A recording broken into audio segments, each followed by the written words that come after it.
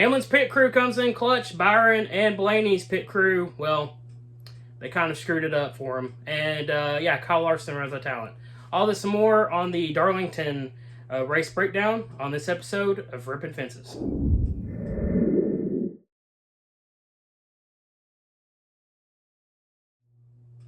And what's up, guys? J-Pat Diecast here with the Darlington race breakdown. Again, I did not do one for last week, just simply because I was busy, didn't really watch the race, and if I don't watch the race, I'm not really going to do one. That's kind of been my thing. I did watch this race, and it was something. Pretty boring, to be perfectly honest, through the first two stages of the race. William Byron absolutely dominates the first two stages and looked to have this thing wrapped up. I mean, I took a nap. I missed probably half of stage two. And I was thinking that it was pretty much well wrapped up until the final round of green flag pit stops, where Byron's crew kind of, not really all in Byron's crew, but a little combination of the crew getting on pit road, getting off pit road, and just the timing of everything. And then all of a sudden his car just didn't run as good when it wasn't the number one car. And which led to Ryan Blaney coming from the back of the field. This has happened for him twice yesterday with the best long run car. I mean, he came up through the field with 6 to go, passed Reddick. Reddick could not hold it on, hit the wall. And then as it looked like it was going to be Blaney day, once again, somebody else screws his crap up, and that would be Kyle Larson, the greatest driver in the world. Which I recently gave him the best NASCAR driver title, but I mean, I don't know. It's either he's the best or he's the worst. Dude just ran out of talent on lap 1 or 2 or whatever it was. And then, again, decides to run out of talent by just overcompensating and braking. Also, why the hell was he racing? So we're going back up a little bit here.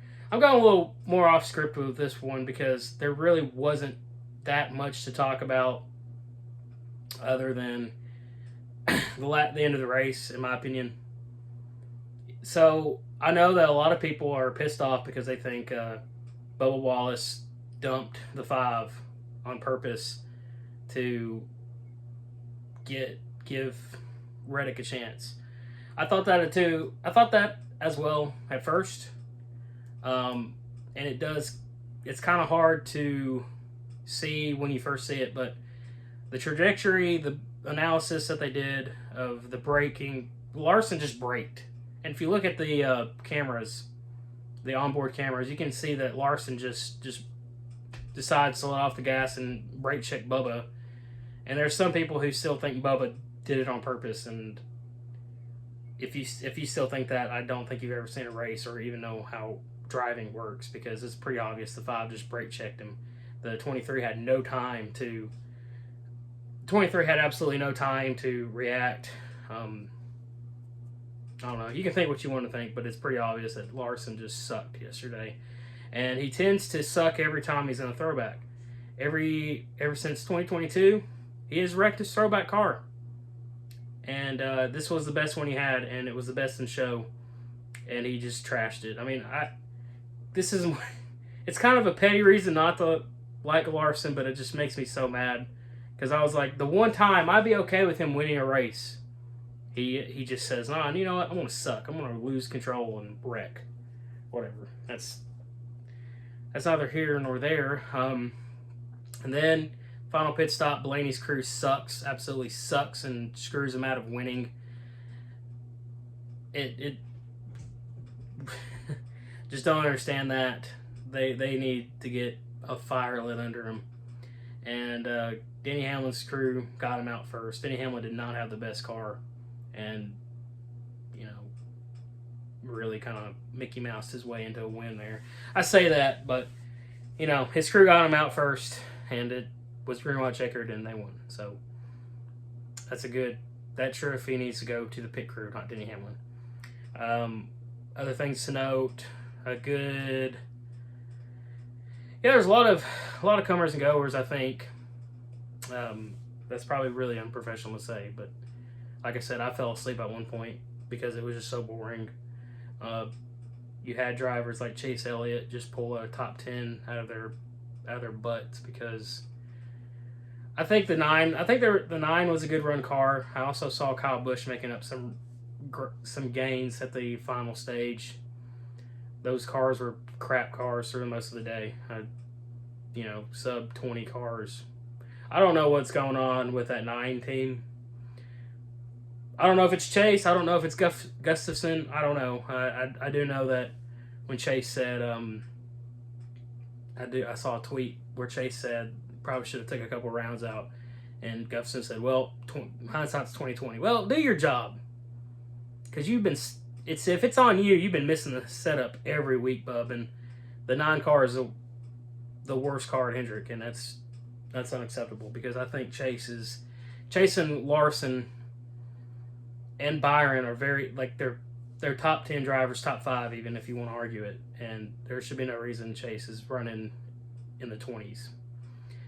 But other than that, there's the 6 car wrecking, didn't really lose a wheel, so I guess that's not going to be a penalty, but it really was a loose wheel. So I guess the thing is, you can lose the wheel, but as long as it doesn't come off, it's not a penalty. So I don't know. I found that kind of funny. And it was a good race at the end. It was entertaining. It just sucks because Blaney definitely had the best long run car. I mean, he could pass cars. Like, I've never seen someone pass cars that easily at Darlington. So that was mighty impressive, and it really sucks that Larson screwed someone else out of a win. He should have been out of the race, just sitting there running. I mean, and into the video, I know I'm coming back onto it, and this is more of a rant more than a regular structure video. I'm not even doing the top 10. Sorry about that if you care. I'm not trying to make this too long of a video because there's not too much to cover. But yeah, man, I don't know. I don't even know why the 5 was out there passing car. He should have just been out. Out of the way, completely out of the way. He said he was trying to stay out of the way, but he passed the 23. So I don't know. I don't know. And also, what happened to the 23? Because the 23 was one of the better cars in the race. So I don't know. Must have missed that. But anyways, that's pretty much all I have to say about this race. I mean, Denny Hamlin thinks he's against the world, even though he's got hella good luck on his side for this one. And yeah, I'm glad he won it. I mean, at least it's a good throwback, that one. I'm probably one of the few people that actually kind of like Blaney's throwback, so that would have been cool if he had won in that. Blaney fan, obviously, would have wanted him to see the win. Denny would have probably got me a little bit more on board if he had done a backflip, but I understand that's kind of hard to do. And I will say, Denny's post-race interview saying he loves his pit crew and Kyle Larson.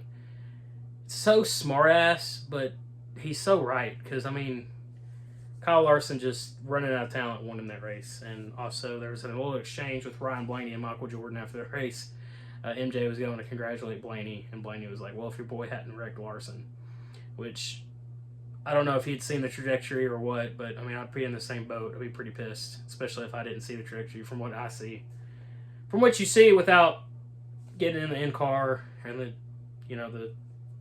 telemetry, not trajectory, I think I've been saying that wrong this whole video.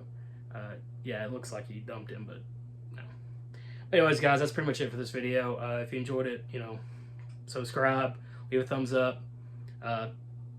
This has kind of been a struggle process. It's been a struggle for me to get these videos out just because I haven't figured out how to edit them the way I want to. I want to add images and whatnot, but I'm working on it. And for the few people that do watch these videos, I appreciate it. And just keep hanging in there. Eventually we'll get to a place where these videos are going to be enjoyable for everybody. And yeah, I'm sorry for the kind of a crap breakdown of the race, because it was just it was a weird race for me. I think I liked it. It was a good race. It really wasn't it was dominated by Byron, and that's one of those things when someone dominates it makes it hard to really kind of look back at things. But that's pretty much it. I'm not going to talk anymore. I hope you guys have a great day or night, wherever it may be. We'll see you at Bristol. Have a great, and peace out, guys.